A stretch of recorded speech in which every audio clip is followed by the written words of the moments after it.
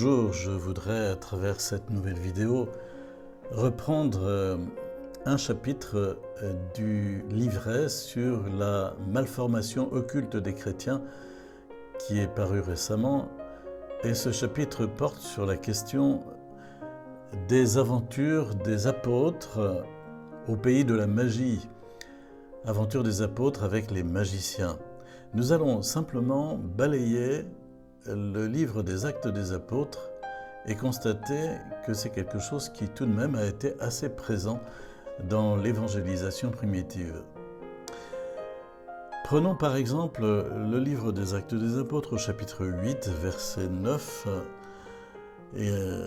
Philippe est en Samarie et il y a dans la ville de Samarie où il y avait auparavant dans la ville un homme appelé Simon qui exerçait la magie et jetait le peuple de Samarie dans l'émerveillement.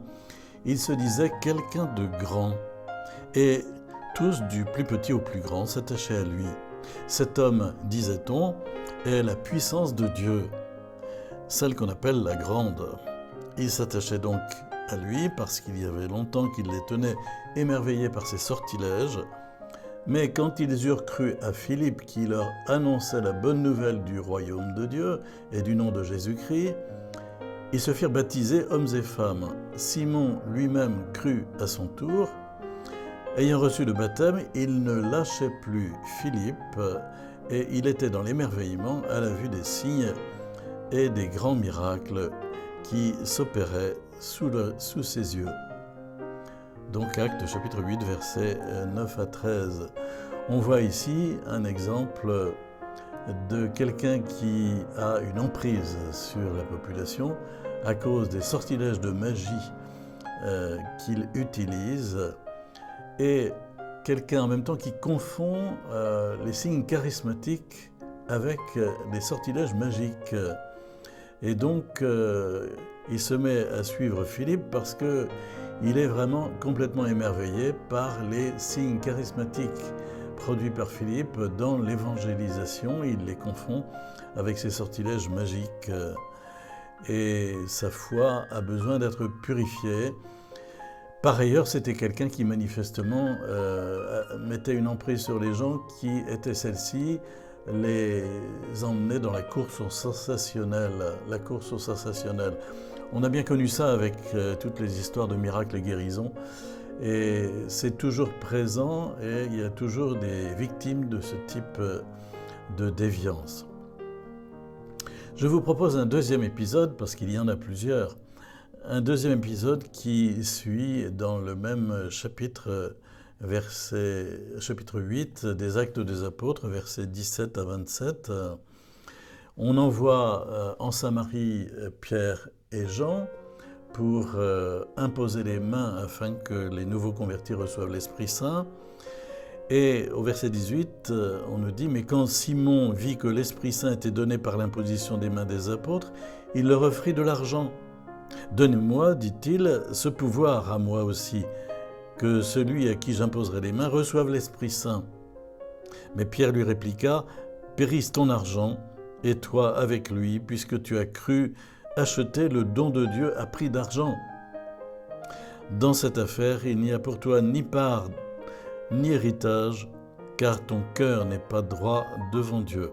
Repens-toi donc de ton mauvais dessein, et prie le Seigneur, peut-être cette pensée de ton cœur te sera-t-elle pardonnée, car je le vois, tu es dans l'amertume du fiel et les liens de l'iniquité. » Simon répondit « Intercédez vous-même pour moi auprès du Seigneur, afin que rien ne m'arrive de ce que vous venez de dire. » On voit bien que Simon, appelé Simon le magicien, confond le don de l'Esprit Saint avec un pouvoir magique. Et il est prêt à donner de l'argent pour acquérir ce pouvoir. « Donnez-moi à moi aussi ce pouvoir, à qui j'imposerai les mains, ils recevront l'Esprit Saint. » Évidemment, il n'en est pas question. Et cet appât de l'argent, ce marchandage financier sont évidemment totalement déplacés. On a, au cours de l'histoire, donné un nom à cette attitude qui consiste à monnayer les dons de Dieu, la simonie. la simonie justement du nom de Simon le magicien. Alors attention, ça ne veut pas dire pour autant que si le magnétiseur, n'est-ce pas, ne demande pas d'argent, eh bien son pouvoir n'est pas occulte. Non, non, non.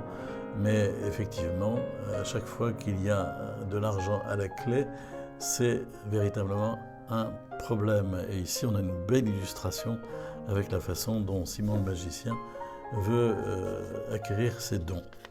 Je vous propose un troisième exemple. Nous allons nous rendre au chapitre 13 du livre des Actes des Apôtres et nous allons avoir un passage qui est différent. Chapitre 13, versets 6 à 12. On nous dit ceci: ayant traversé toute l'île jusqu'à Paphos, on est à Chypre, ils trouvèrent là un magicien, faux prophète juif, nommé Bar-Jésus, qui était de l'entourage du proconsul Sergius Paulus, homme avisé. Ce dernier fit appeler Barnabé et Saul, désireux d'entendre la parole de Dieu, mais Élymas, le magicien, ainsi que se traduit son nom, Élymas leur faisait opposition, cherchant à détourner le proconsul de la foi. Alors, Saul, appelé aussi Paul, rempli de l'Esprit Saint, le fixa du regard et lui dit: « Être rempli de toutes les astuces et de toutes les scélératesses, fils du diable, ennemi de toute justice, ne cesseras-tu donc pas de rendre tortueuses les voies du Seigneur qui sont droites ? Voici à présent que la main du Seigneur est sur toi, tu vas devenir aveugle, et pour un temps tu ne verras plus le soleil. » À l'instant même, obscurité et ténèbres s'abattirent sur lui, et il tournait de tous côtés cherchant quelqu'un pour le conduire. Alors, voyant ce qui s'était passé, le proconsul embrassa la foi, vivement frappé par la doctrine du Seigneur. Ici, on voit bien que Paul a un discernement suffisamment affûté pour reconnaître l'origine non seulement mauvaise, mais également magique de l'attitude tordue, comme celle d'Élymas le magicien, qui veut à tout prix empêcher le proconsul de recevoir Paul et Barnabé. Et c'est en le fixant droit dans les yeux que Paul lui dit esprit rempli de scélératesse, de toutes les astuces, fils du diable, etc., etc. Et il le condamne à être aveugle pour un temps. Alors voilà, ici un autre aspect de ce combat qu'on rencontre par rapport à la magie, c'est reconnaître l'origine magique de certaines attitudes tordues. Je vous propose d'aller un peu plus loin. Nous allons nous rendre au chapitre 16, toujours dans les Actes des Apôtres. Chapitre 16, verset 16. Un jour que nous nous rendions à la prière, nous rencontrâmes une servante qui avait un esprit divinateur. Elle faisait gagner beaucoup d'argent à ses maîtres en rendant des oracles. Elle se mit à nous suivre, Paul et nous, en criant « Ces gens-là sont des serviteurs du Dieu très haut, ils vous annoncent la voie du salut ». Elle fit ainsi pendant bien des jours. À la fin, Paul, excédé, se retourna et dit à l'esprit « Je t'ordonne, au nom de Jésus-Christ, de sortir de cette femme. » Et l'esprit sortit à l'instant même. Alors ici, on est dans un cas différent, c'est ne pas confondre la prophétie chrétienne et la divination occulte. Et même bien comprendre que l'esprit mauvais peut être menteur. Et l'esprit menteur peut aussi dire la vérité. C'est ce qui se passe puisque cette femme qui a un esprit de divination va proclamer derrière les apôtres « Ces gens-là vous annoncent la voie du salut, suivez-les, etc. » Et elle leur fait ainsi tambour et trompette pour l'annonce de... Évidemment, ils n'ont pas besoin de ce genre de publicité. On n'a pas à accepter la publicité faite à l'évangile par des gens occultes. Il faut la dénoncer aussi.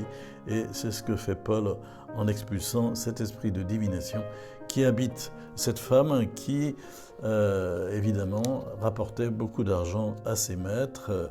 Et évidemment, quand on lit la suite, ces maîtres, voyant disparaître leur espoir de gain, se saisirent de Paul et de Silas, les traînèrent sur l'agora devant les magistrats et dirent en les présentant aux stratèges « Ces gens-là jettent le trouble dans notre ville, ce sont des Juifs, ils prêchent des usages qui ne nous est pas permis à nous Romains ni d'accepter ni de suivre. » La foule s'ameuta contre eux et les stratèges, après avoir fait arracher leurs vêtements, ordonnèrent de les battre de verges. Quand ils eurent été bien roués de coups, ils les jetèrent en prison, etc., etc. Ils seront délivrés de façon miraculeuse dans la nuit, mais voilà, ça leur a attiré bien des difficultés. Voulez-vous que nous regardions maintenant un peu plus loin encore au chapitre 19 des Actes des Apôtres, chapitre 19, verset 11. C'est un épisode qui a trait à l'exorcisme. Dieu opérait par les mains de Paul des miracles peu banals, à tel point qu'il suffisait d'appliquer sur les malades des mouchoirs et des linges qui avaient touché son corps. Alors les maladies les quittaient et les esprits mauvais s'en allaient. Or, quelques exorcistes juifs ambulants s'essayèrent à prononcer eux aussi le nom du Seigneur Jésus sur ceux qui avaient des esprits mauvais. Ils disaient « Je vous adjure par ce Jésus que Paul proclame ». Il y avait 7 fils de Séva, un grand prêtre juif, qui agissait de la sorte. Mais l'esprit mauvais leur répliqua « Jésus, je le connais. Et Paul, je sais qui c'est. Mais vous autres, qui êtes-vous » Et se jetant sur eux, l'homme possédé de l'esprit mauvais les maîtrisa les uns et les autres. Il les malmena si bien que ces nus et couverts de blessures qu'ils s'échappèrent de cette maison. Tous les habitants d'Éphèse, juifs et grecs, surent la chose, la crainte alors s'empara de tous, et le nom du Seigneur Jésus fut glorifié. On voit ici une autre question qui est abordée, c'est celle de ne pas se mêler de faire des exorcismes quand on n'en a pas reçu la mission. C'est l'affaire des exorcistes juifs d'Éphèse qui s'aperçoivent qu'il ne suffit pas de prononcer le nom de Jésus pour chasser les démons.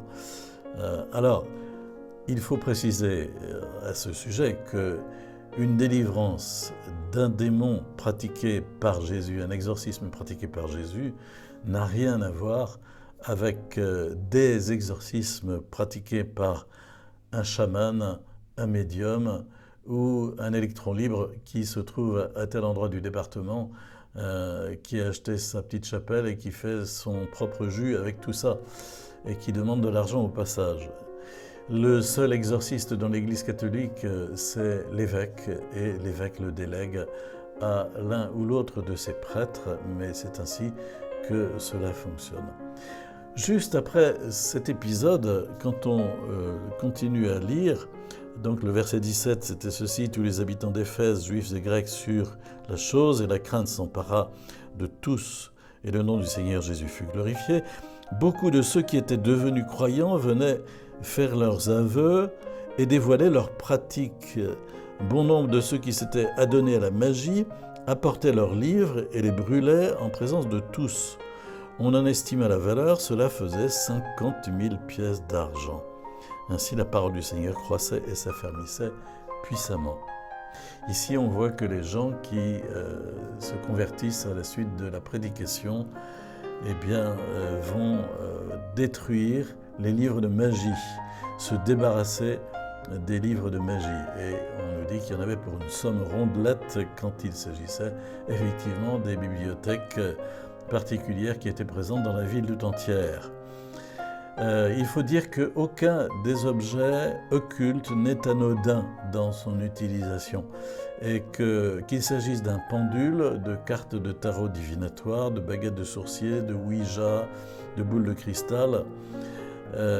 Même si on trouve certains de ces objets en vente à Cultura ou encore à la Fnac, comme si c'était un divertissement, en fait, lorsqu'on se convertit, il faut s'en débarrasser. Sinon, les esprits mauvais considèrent qu'on est toujours de leur côté. Ainsi, on voit bien que en lisant les Actes des Apôtres, eh bien, on trouve plusieurs épisodes. Les disciples, les apôtres ont eu à combattre la magie qui est malheureusement tout aussi présente à notre époque. Alors après, il faudrait, si on voulait compléter ce tableau, lire dans la lettre aux Galates chapitre 5 verset 20, et puis lire dans l'Apocalypse chapitre 21 verset 8 et puis 22 verset 15, on s'apercevrait alors que la sorcellerie, l'idolâtrie et la magie sont placées dans la catégorie des péchés les plus graves. Pour cela que je propose toujours à des personnes qui ont donné dans la magie blanche par exemple, si elles sont baptisées, de faire une démarche au sacrement de réconciliation lorsqu'elles viennent recevoir une prière de délivrance, parce qu'il y a un aspect de péché contre Dieu qui est contenu dans toutes ces démarches. Voilà, nous avons feuilleté quelques passages de l'Écriture. Nous recommencerons à avancer sur ces questions lors de prochaines vidéos. À bientôt.